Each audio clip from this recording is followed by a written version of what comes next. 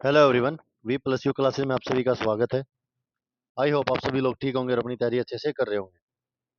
तो एमपीएसडब्ल्यू की हमारी जो सीरीज चली हुई है एचएसएससी की, तो स्टार्ट करते हैं आज का फर्स्ट क्वेश्चन। तो फर्स्ट क्वेश्चन है, कशेरुक दंड के लंबर क्षेत्र में कितनी हड्डियां पाई जाती हैं। जो वर्टिबल कॉलम होती है उसकी लंबर्स में नंबर ऑफ बोन्स जो स्पाइनल कॉर्ड में कितना होता है, तो वो होती है हमारी 5। नेक्स्ट क्वेश्चन है, ऊपरी बाह की मुख्य हड्डियां कौन सी हैं जो कंधे के जोड़ से कोहनी तक फैली होती हैं। तो जो अपर आर्म्स की मेन बोन कौन सी है जो शोल्डर से आपकी एल्बो तक फैली हुई होती है, तो वो होती है हमारी ह्यूमरस। नेक्स्ट है, उदर के 9 क्षेत्रों में से दाहिना इलियाक क्षेत्र, राइट इलियाक रीजन शरीर के किस भाग के पास होता है एब्डोमेन से, तो वो होता है हमारा दाहिने कूल्हे की हड्डी हिप बोन के पास। नेक्स्ट क्वेश्चन है, खोपड़ी की एकमात्र ऐसी हड्डी कौन सी है जो गतिशील होती है और चबाने में मदद करती है। तो खोपड़ी की जो एकमात्र ऐसी कौन सी हड्डी है जो मूवेबल है स्कल की बोन, तो कौन सी हमारी मैंडिबल।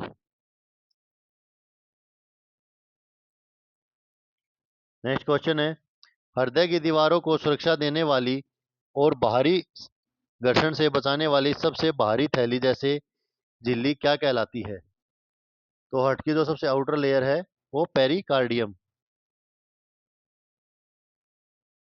छोटी आंत का सबसे पहला और छोटा सी आकार का हिस्सा कौन सा है जो अमाशय से जुड़ा होता है। तो स्मॉल इंटेस्टाइन का जो सबसे छोटा सी शेप्ड पार्ट होता है जो कि एब्डोमेन से अटैच होता है, वो होता है हमारा डिडोनियम।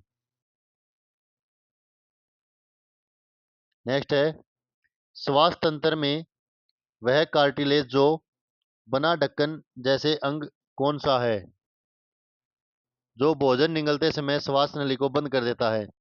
यानी कि मानिए आपका माउथ में है, तो यहाँ पे ये लेरिंग्स फेरिंग्स है, तो वो क्या करता है जब आप खाना खा रहे हो, माउथ से फूड इनटेक कर रहे हो, तो वो इसको क्लोज कर दिया, ढक देता है, तो जो फूड पाइप में फूड चला जाता है और जो आप सांस लेते रहते खाना खाते वक्त वो इससे पीछे से होता रहता है, तो वो होता हमारा एपिग्लोटिस। नेक्स्ट है, मानव शरीर के में मुख्य मलमूत्र निकासन के लिए जिम्मेदार अंग बड़ी आंत का अंतिम सीधा हिस्सा क्या कहलाता है। जो आपकी लार्ज इंटेस्टाइन होती है जो कि हमारे सॉलिड वेस्ट मटेरियल को बॉडी से आउट करने के लिए है, तो उसका जो लास्ट पार्ट है उसको हम क्या बोलते हैं, रेक्टम बोलते हैं, मलाशय। छाती के पिंजरे, यानी छाती के पिंजरे का मतलब है चेस्ट कैविटी, आपकी जो रिब्स हैं के थोरैक्स के अग्र भाग के मध्य में स्थित चपटी हड्डी जिसे पसलियां जुड़ती हैं क्या कहलाती है। तो जो मध्य में जिसे पसलियां आपकी रिब्स जो है जुड़ी होती हैं वो होता है हमारा स्टर्नम। नेक्स्ट है, निम्नलिखित में से कौन सी संरचना निचले अंग के घुटने की सुरक्षा करने वाली गोल हड्डी है। तो लोअर लिम्स के जो नी कैप है वो कौन सी है, पटेला। कोशिका के भीतर प्रोटीन संश्लेषण यानी प्रोटीन सिंथेसिस का प्राथमिक कार्य कौन सा सूक्ष्म अंग करता है। तो सेल के अंदर जो है प्रोटीन सिंथेसिस का कार्य कौन करता है, तो वो करता है हमारा राइबोसोम्स। किस किसी कोशिका का उत्तक या उत्तक में पानी की कमी होने के कारण उसके सिकुड़ जाने की प्रक्रिया को क्या कहते हैं। यानी कि किसी सेल्स में जब डिहाइड्रेशन होता है, पानी की ज्यादा कमी हो जाती है और वो सिकुड़ जाती है, तो उसको प्लाज्मोलाइसिस बोलते हैं। जब रक्त परिसंचरण में किसी तरल गैस या ठोस बाहरी तत्व का टुकड़ा जैसे हवा का बुलबुला या वसा या का थक्का फंसकर मार्ग अवरुद्ध करता है, तो उसे क्या कहते हैं। यानी कि जो आपकी वेन्स हैं, आर्टरीज हैं, इनमें जब आपका ब्लड फ्लो करता है तो कोई एयर बबल या फिर कोई जो आपका एक्स्ट्रा कोलेस्ट्रॉल है, तो वो जब उसको रुकावट पैदा करता है, उसके बीच में आता है, क्लोटिंग करता है तो वो उसे क्या बोलते हैं, उस रुकावट को? तो उसे बोलते हैं हम एम्बोलाइसम लाइजम। ऊतकों में इलेक्ट्रोलाइट्स जैसे सोडियम और पोटाशियम के संतुलन के बिगड़ने से होने वाली गंभीर कोशिकीय स्थिरता क्या कहलाती है? यानी कि जो टिश्यूज में इलेक्ट्रोलाइट्स की कमी हो जाती है, उसका संतुलन, जो बैलेंस डिस्टर्ब हो जाता है सोडियम और पोटाशियम का, तो उसको हम बोलते हैं इलेक्ट्रोलाइट डी अरेंजमेंट। नेक्स्ट है, रक्त कोशिकाओं के निर्माण की प्रारंभिक मूल कोशिकाओं को क्या कहा जाता है, जो बोन मैरो में पाई जाती हैं? तो जो ब्लड सेल्स के जो मैन्युफैक्चरिंग होती है, यानी बनते हैं, निर्माण होता है, उसकी जो सबसे फर्स्ट बेसिक सेल होती है, उसको हम क्या बोलते हैं? जिससे कि आरबीसी,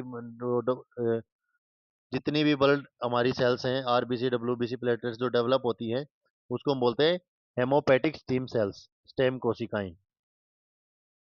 नेक्स्ट है, पैथोलॉजी प्रयोगशाला में विंट्रोब यूट्यूब विंट्रोब ट्यूब का उपयोग मुख्य रूप से किस जांच के लिए किया जाता है? तो जो विंट्रोब ट्यूब होती है, वो मुख्य तौर पर ईएसआर और पीसीवी मापने के लिए होती है।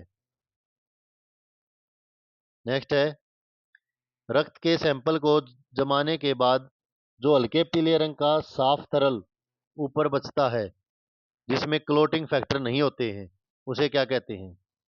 तो जो आफ्टर क्लोट जो ऊपर बच जाता है, लाइट येलो रंग का जो मटेरियल है, उसको हम बोलते हैं सीरम। नेक्स्ट है, लाल रक्त कोशिकाओं की सतह पर पाए जाने वाले एंटीजन के आधार पर रक्त समूहों की खोज सबसे पहले किसने की थी? जो आरबीसी के अपर लेयर है, उस पे पाए जाने वाले एंटीजेंस के आधार पर जो ब्लड ग्रुप है, उसकी खोज, जो ब्लड ग्रुप की खोज सबसे पहले किसने की थी नॉर्मल उसमें? तो कार्ल लैंडस्ट्रेन। यदि 24 घंटे में के मूत्र संग्रह में मूत्र की कुल मात्रा 400 मिलीलीटर से कम पाई जाती है, तो चिकित्सा भाषा में स्थिति को क्या कहते हैं? यानी कि 24 आवर में अगर आपकी जो यूरिन आउटपुट है वो केवल 400 मिलीलीटर है, 400 मिलीलीटर से भी कम पाई जाती है, तो उसे हम क्या बोलेंगे? ओलीग्यूरिया। मूत्र में कीटोन बॉडीज, यूरिन में कीटोन बॉडीज के प्रेजेंस की जो है, वो किस गंभीर बीमारी की, किस क्या संकेत करती है? जब यूरिन में आपके कीटोन्स बॉडीज प्रेजेंट होती हैं, तो वो करती हैं अनियंत्रित मधुमेह या कोर्टिकोइड्स का, डायबिटिक कोर्टिकोइड्स का। मल परीक्षण में यदि सामान्य आंखों से रक्त दिखाई न दे, लेकिन रासायनिक परीक्षण द्वारा छिपे हुए रक्त की उपस्थिति का पता चले, तो उसे क्या कहते हैं? जब स्टूल टेस्ट है और आपको नेक्ड आई से उसमें कोई भी ब्लड पार्टिकल या ब्लड सेल नहीं दिखाई दे रही है, और आप जब उसको लैब में टेस्ट करते हैं, आप आफ्टर केमिकल रिएक्शन के बाद आपको उसमें से ब्लड के जो थीसिस है वो मिलते हैं, तो उसको क्या बोलते हैं? हम ओक्यूलेट ब्लड। नेक्स्ट क्वेश्चन है, मैग्नाजाइट्स जो कि मस्तिष्क ज्वर यानी ब्रेन में फीवर में संदेह की में रीढ़ की हड्डी के निचले हिस्से से निकाला जाने वाला तरल क्या कहलाता है? तो मेनिजाइटिस जो आपका फीवर होता है, उसको डिटेक्ट करने के लिए स्पाइनल कोड से निचले पार्ट से जो आपका फ्लूइड एग्जैक्ट किया जाता है, उसको हम सेरेब्रोस्पाइनल फ्लूइड या सीएसएफ बोलते हैं।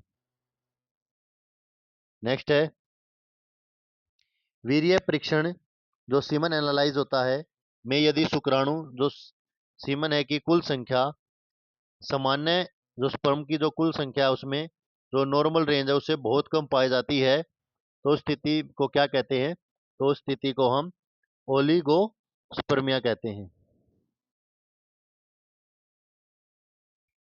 एलर्जी या परजीवी संक्रमण जो पैरासाइट्स इंफेक्शन होने के पर रक्त परीक्षण होता है डीएलसी के में किस विशेष डब्ल्यूबीसी कोशिकाओं की संख्या बढ़ जाती है? तो वो बढ़ जाती है एसिनोफिल्स की। गंभीर संक्रमण के कारण पूरे शरीर में सूजन आने और ब्लड प्रेशर में बहुत कम हो जाने से होने वाला शॉक क्या कहलाता है? तो कहलाता है स्टेप्टिक शॉक।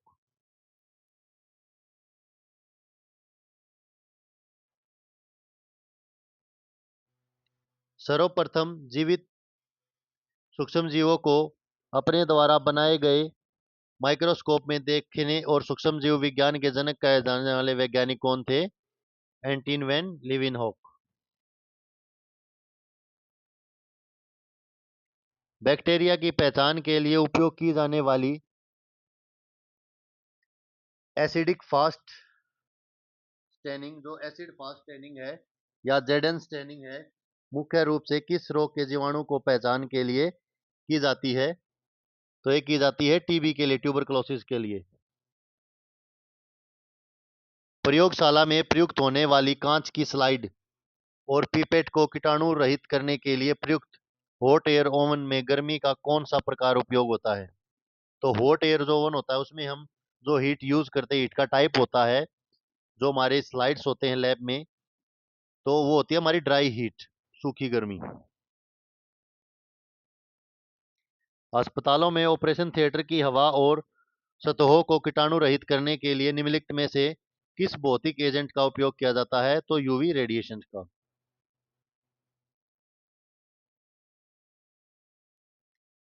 निर्जीव वस्तुओं या फर्श से हानिकारक जीवाणुओं को नष्ट करने के लिए उपयोग किए जाने वाला मजबूत रसायन जैसे फिनाइल को क्या कहते हैं? डिसइंफेक्टेंट।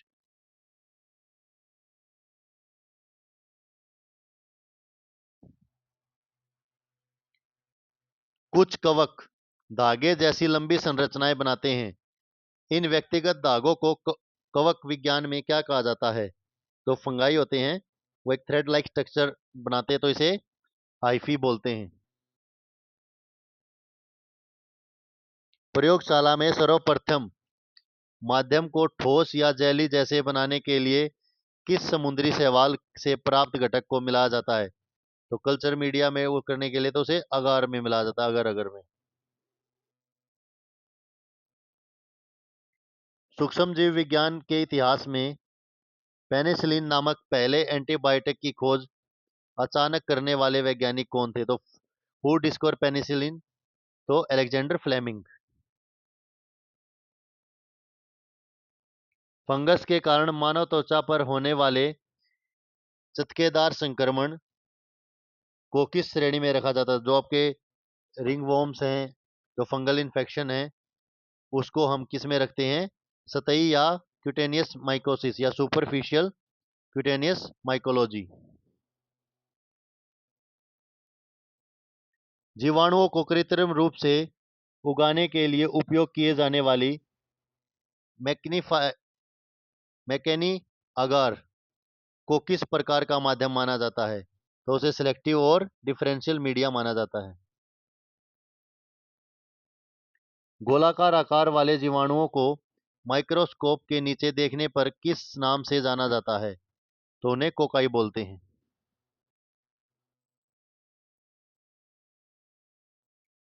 टेटनस रोग पैदा करने वाला जीवाणु क्लोस्ट्रीडियम टेटेनी ऑक्सीजन की अनुपस्थिति में बढ़ता है, इसे क्या कहोगे? तो इसे ओब्लिगेट एनारोबिया कहेंगे। बैक्टीरिया की सतह पर पाए जाने वाले छोटे बालों जैसे उभरा हुआ उभार जो उसे किसी सतह या अन्य कोशिकाओं से चिपकने में मदद करता है, क्या कहलाते हैं? तो वो पिलाई या फिम्बरी कहलाते हैं। नेक्स्ट है, चेचक के खिलाफ दुनिया का पहला सुरक्षित टीका स्मॉल पॉक्स के अगेंस्ट सबसे पहला सुरक्षित टीका विकसित करने का श्रेय किस वैज्ञानिक को जाता है? तो एडवर्ड जेनर। वायरस का आकार आमतौर पर बहुत छोटा होता है, इसे मापने के लिए किस इकाई का उपयोग किया जाता है? तो वायरस को मेजर करने के लिए हम नैनोमीटर का यूज करते हैं। निम्नलिखित में से कौन सा वायरस केवल बैक्टीरिया पर हमला करता है जो उन्हें नष्ट कर देता है? तो bacteriophage.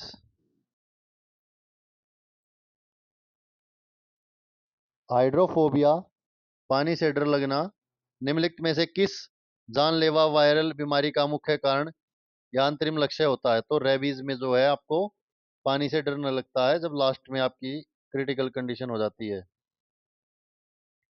Amoebic pages, amoebic dysentery पैदा करने वाले परजीवी का नाम क्या है जो मलमूत्र के जरिए फैलता है? तो इसे हम बोलते हैं एनाटामोबिया हिस्टोलिटिका। गोल कृत्रिम गोलकृमि या पेट के कीड़े एस्कारिस लुम्ब्रिकोइडिस का संक्रमण मुख्य रूप से किसके माध्यम से मानव शरीर में प्रवेश करता है? तो यह करता है दुष्ट मिट्टी, पानी या बिना धुली सब्जियों के अंडों के निकलने से। परजीवी विज्ञान में वह मेजबान जिसमें परजीवी अपना वयस्क चरण और लैंगिक प्रजनन पूरा करता है क्या कहलाता है? तो वो कहलाता है प्राथमिक या निश्चित मेजबान। किसी व्यक्ति की दैनिक जीवन शैली, सोने जागने की आदत और तंबाकू या शराब का सेवन स्वास्थ्य के किस निर्धारक कारक के अंतर्गत आता है? तो वो बिहेवियर एंड लाइफस्टाइल के अंतर्गत आता है। हमारे आहार में हड्डियों और दांतों के मजबूत निर्माण के लिए किस खनिज लवण का होना आवश्यक है? तो जो हमारी डाइट है उसमें हमारी मसल्स और टीथ, हमारी बोन और टीथ को स्ट्रॉन्ग करने के लिए कैल्शियम का होना जरूरी है। बच्चों में विटामिन डी की गंभीर और लंबे समय तक कमी रहने से पैरों की हड्डियां मुड़ जाती हैं। इस बीमारी को क्या कहते हैं? Rickets. Deficiency of vitamin D in children. Applied nutrition programme के तहत ग्रामीण क्षेत्रों में परिवारों को खुद की सब्जियां उगाने के लिए प्रोत्साहित करने वाले बगीचे को क्या कहा जाता है? तो किचन गार्डन। स्वास्थ्यकर्ताओं द्वारा ग्रामीण घरों के आसपास रुके हुए गंदे पानी में तेल छिड़कने की सलाह किस जन स्वास्थ्य समस्या को रोकने के लिए दी जाती है? तो मच्छरों के पनपने को रोकने के लिए, जैसे मलेरिया डेंगू को नियंत्रण करने के लिए। प्रसव के दौरान ग्रामीण महिलाओं को सुरक्षित और स्वच्छ प्रसव सुनिश्चित करने के लिए बांटी जाने वाली डिस्पोजेबल किट क्या कहलाती है? तो क्लीन डिलीवरी किट कहलाती है। शिशु को मां के दूध से धीरे धीरे अर्ध ठोस और अन्य पूरक आहारों पर लाने की प्रक्रिया को क्या कहा जाता है जो 6 महीने बाद शुरू होती है? तो वीनिंग या पूर्ण पोषण कहलाता है। राष्ट्रीय प्रतिरक्षण कार्यक्रम के तहत बच्चों को काली खांसी, टिटेनस और डिप्थीरिया से बचाने के लिए किस संयुक्त वैक्सीन का उपयोग किया जाता है? तो डीपीटी वैक्सीन का उपयोग किया जाता है। प्रतिरक्षण के संदर्भ में ओरल पोलियो वैक्सीन को सुरक्षित रखने के लिए कोल्ड चेन के किस स्तर पर डीप फ्रीज का उपयोग किया जाता है? तो वो डिस्ट्रिक्ट लेवल या रीजनल लेवल पर किया जाता है। परिवार नियोजन के तरीकों में महिलाओं के लिए प्रयुक्त कॉपर टी किस श्रेणी का गर्भ निरोधक साधन है? तो वो है अंतर्गर्भाशय उपकरण या आईयूसीडी। स्कूली बच्चों में दिखाई देने वाले मोतियाबिंद, महंगापन या दृष्टि दोष की प्रारंभिक पहचान के लिए स्कूल स्वास्थ्य सेवाओं में क्या किया जाता है? तो नियमित दृष्टि स्क्रीनिंग या विजन स्क्रीनिंग किया जाता है। भारत सरकार द्वारा एकीकृत बाल विकास सेवा आईसीडीएस योजना के तहत ग्रामीण स्तर पर स्थापित मुख्य केंद्र क्या कहलाता है? तो वो आंगनवाड़ी केंद्र कहलाता है। गर्भवती महिलाओं में न्यूरल ट्यूब डिफेक्ट्स, शिशु की रीढ़ की हड्डी विकृत को रोकने के लिए गर्भावस्था के शुरुआती महीनों में किस सप्लीमेंट की सलाह दी जाती है जब लेडी प्रेग्नेंट होती है, तो उसके जो बेबी होता है उसको न्यूरल ट्यूबर डिफेक्ट्स ना हो, तो उसे फोलिक एसिड की टेबलेट दी जाती है। होम विजिटिंग के दौरान एक स्वास्थ्य कार्यकर्ता का प्राथमिक व्यवहार कैसा होना चाहिए? तो होम विजिट के दौरान परिवार के सदस्यों के साथ विश्वास और सम्मान का संबंध बनाना और उनकी स्वास्थ्य समस्याओं को सुनना। महामारी विज्ञान में जब कोई संक्रमण बीमारी किसी विशेष भौगोलिक क्षेत्र या आबादी में हमेशा कम या मध्य स्तर पर मौजूद रहती है, तो उसे क्या कहते हैं? एंडेमिक। और अगर यही एक बड़े भूभाग में या एक राज्य से अधिक में फैल जाए, तो उसे पेंडेमिक बोलते हैं। किसी आपातकालीन दुर्घटना स्थल पर प्राथमिक चिकित्सा प्रदान करने का मुख्य उद्देश्य क्या होता है? तो किसी आपातकालीन दुर्घटना स्थल पर प्राथमिक चिकित्सा प्रदान करने का मुख्य उद्देश्य होता है जीवन बचाना, स्थिति को बिगड़ने से रोकना और उसकी रिकवरी को बढ़ावा देना। नेक्स्ट है, प्राथमिक चिकित्सा में ब्रीदिंग की जांच करने के लिए किस त्वरित तरीके का उपयोग किया जाता है? तो जो फर्स्ट एड में जो ब्रीथिंग की जांच करने के लिए देखो, सुनो और महसूस करो के तरीके को अपनाया जाता है। Look, listen and feel. यदि कोई व्यक्ति रसायनों या गर्म पानी में मामूली रूप से जल जाता है, तो घाव पर क्या नहीं लगाना चाहिए? तो टूथपेस्ट, स्याही और मक्खन नहीं लगाना चाहिए। जो कि हम लोग सभी क्या करते हैं, जलते ही भाग कर टूथपेस्ट लगाते हैं, कोलगेट लगा दो इसको, वो गलत है। आपको सिल्वर नाइट्रेट 0.3% यूज करना है। नेक्स्ट क्वेश्चन, किसी व्यक्ति को जहरीले सांप ने काट लिया, पर प्राथमिक उपचार के दौरान कौन सा कदम पूरी तरह प्रतिबंधित है? तो घाव पर चीरा लगाना या मुंह से जहर चूसने का प्रयास करना बिल्कुल गलत है। यह आपकी भी जान को खतरा बना सकता है। यदि किसी व्यक्ति की रीढ़ की हड्डी या पीठ में गंभीर चोट का संदेह हो, तो उसे स्थानांतरित करने का सबसे सुरक्षित तरीका क्या होगा? कि उसे किसी तख्त, स्थल बोर्ड या लॉग रोल विधि से स्ट्रक्चर पर ले जाना। आपातकालीन स्थिति में बेहोश लेकिन सामान्य रूप से सांस ले रहे मरीज को वायु मार्ग साफ रखने और उल्टी के फेफड़ों में जाने से रोकने के लिए किस स्थिति में लेटाया जाता है? तो रिकवरी पोजीशन और करवट के बल लेटाया जाता है। यदि किसी बच्चे के गले में अचानक कोई सिक्का या भोजन का टुकड़ा फंस जाए और उसका दम घुट रहा हो, तो कौन सी आपातकालीन प्रक्रिया अपनाई जाती है? तो हेमलिच, पैतरा या पेट दबाना, दबाव देना अपनाया जाता है।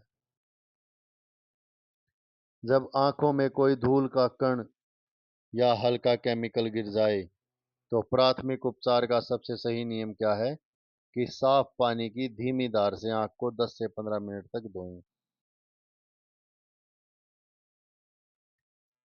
श्वास श्वासरोध की स्थिति में यदि मरीज खुद सांस नहीं ले पा रहा है, तो कृत्रिम सांस देने की सबसे तेज विधि कौन सी है? माउथ टू माउथ रेस्पिरेशन, मुंह से मुंह में सांस देना। यदि किसी व्यक्ति ने अनजाने में कोई एसिड या संरासमक रसायन निकल लिया, यानी कि जैसे कि किसी मान लीजिए व्यक्ति ने परेशान में कैसे भी स्प्रे पी लिया है, तो उसे आप क्या प्राथमिक चिकित्सा का नियम बताएंगे? उसे बिना उल्टी करवाए तुरंत नजदीकी मेडिकल सेंटर पर ले जाना होगा।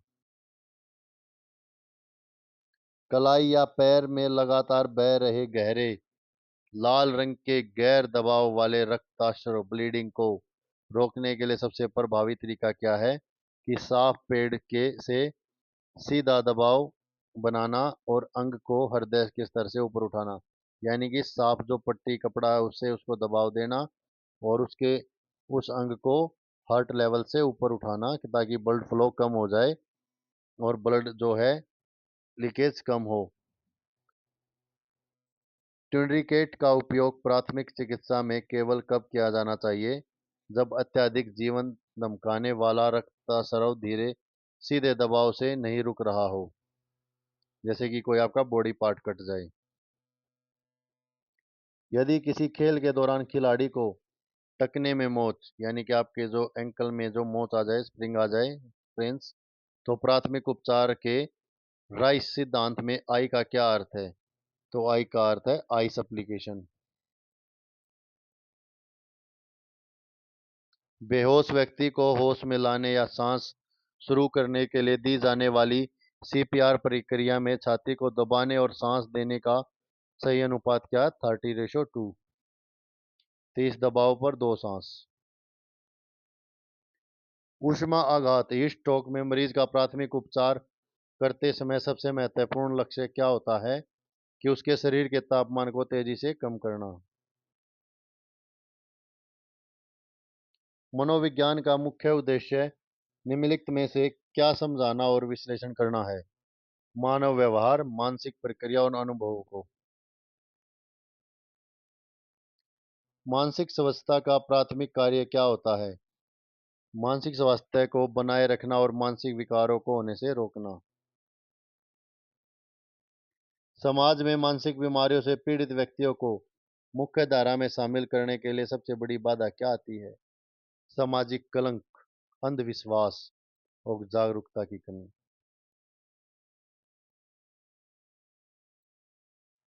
असामान्य व्यवहार, एबनॉर्मल बिहेवियर को सामान्य व्यवहार से अलग परिभाषा करने का मुख्य पैमाना क्या है?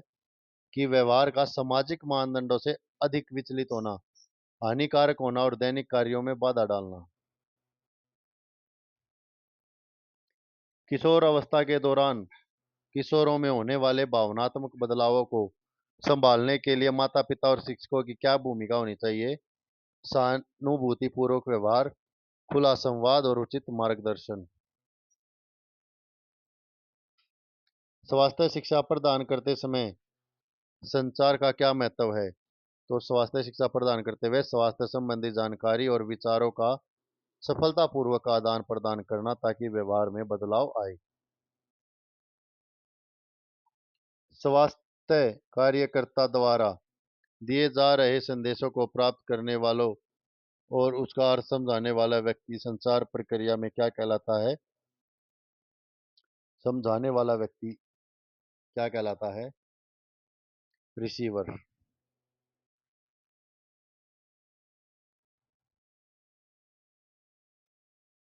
निम्नलिखित में से कौन सा माध्यम दृश्य श्वासोच्छ्वास साधन का सर्वोत्तम उदाहरण है जो देखकर और सुनकर दोनों तरह से सीखने में मदद करता है? तो वो है टेलीविजन और वीडियो। जनसंचार की तुलना में पारस्परिक संचार का सबसे बड़ा क्या लाभ होता है? तो सबसे बड़ा क्या लाभ होता है?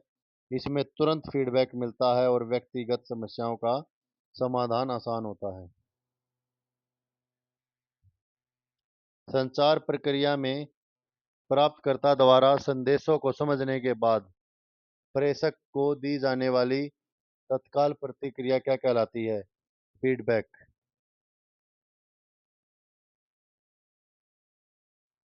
ग्रामीण क्षेत्रों में बिना किसी खर्च के स्थानीय संसाधनों जैसे पुराने गत्ते की पेटी, रंगीन कागज से बनाई जाने वाली स्वास्थ्य शिक्षा सामग्री क्या कहलाती है? वह कहलाती है कम लागत वाले दृश्य श्रव्य साधन।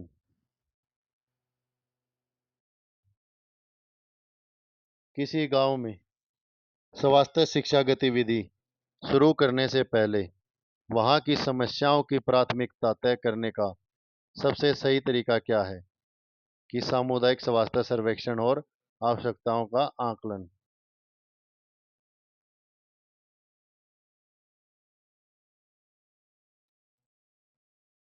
स्वास्थ्य शिक्षा में फ्लैक्स कार्ड का उपयोग करते समय कार्डों का क्रम कैसा होना चाहिए? तो एक तार्किक और कहानी के रूप में क्रम क्रम में।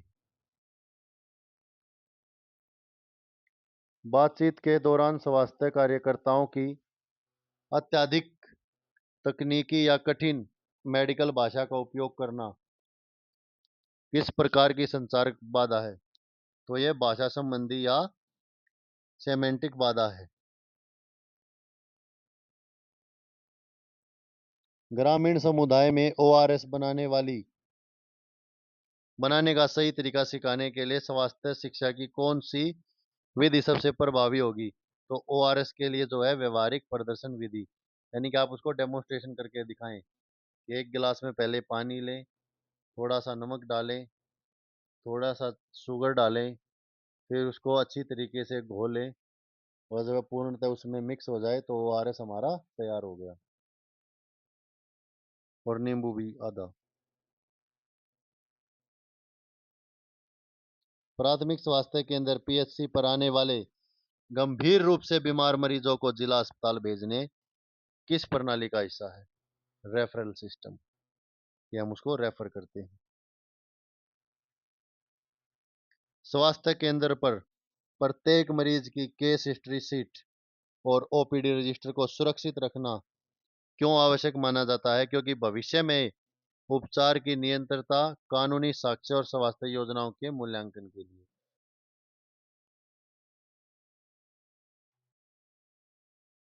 किसी देश या राज्य की स्वास्थ्य स्थिति और मृत्यु दर का सटीक अनुमान लगाने के लिए किन आंकड़ों का पंजीकरण सबसे महत्वपूर्ण है? तो वो है जन्म और मृत्यु के महत्वपूर्ण आंकड़े। ग्रामीण स्तर पर स्वास्थ्य सेवाओं को घर घर पहुंचाने के लिए सामुदायिक संसाधन के रूप में काम करने वाली प्रशिक्षित महिला स्वास्थ्य कार्यकर्ता कौन सी है? तो आशा कार्यकर्ता। किसी स्वास्थ्य उपकेंद्र पर दवाओं और पट्टियों के स्टॉक के आने, खर्च होने और शेष बचे स्टॉक को लिखित रिकॉर्ड में को क्या कहा जाता है? तो स्टॉक या इन्वेंट्री रजिस्टर कहा जाता है। किसी मरीज को अस्पताल से छुट्टी देते समय उसे दिए गए जाने वाले लिखित निर्देश पत्र को क्या कहा जाता है? तो उसे डिस्चार्ज समरी या छुट्टी का पर्चा कहा जाता है। सामुदायिक स्वास्थ्य में मातृ मृत्यु दर की गणना सामान्यतः प्रति कितने जीवित जन्मों पर की जाती है? तो वो 1 लाख लाइव बर्थ पर की जाती है। उपकेंद्रों स्तर पर टीकों को ले जाने के लिए उपयोग किए जाने वाले छोटे इंसुलेटेड बॉक्स जिसमें 4 आइस पैक रखे जाते हैं, क्या कहलाते हैं? Vaccine carrier.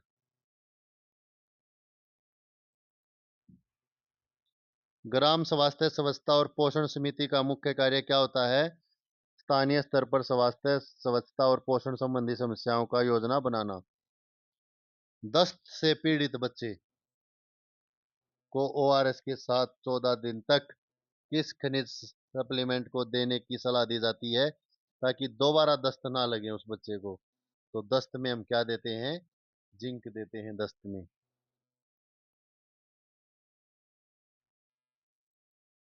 और दस्त जो है वो बहुत ही आपके पानी की कमी कर देता है, शरीर में डिहाइड्रेशन भी हो जाती है, तो साथ साथ आप उसे ओआरएस का घोल भी पिला सकते हैं।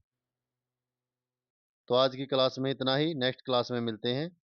तब तक के लिए आप अपनी तैयारी रखें। Thank you.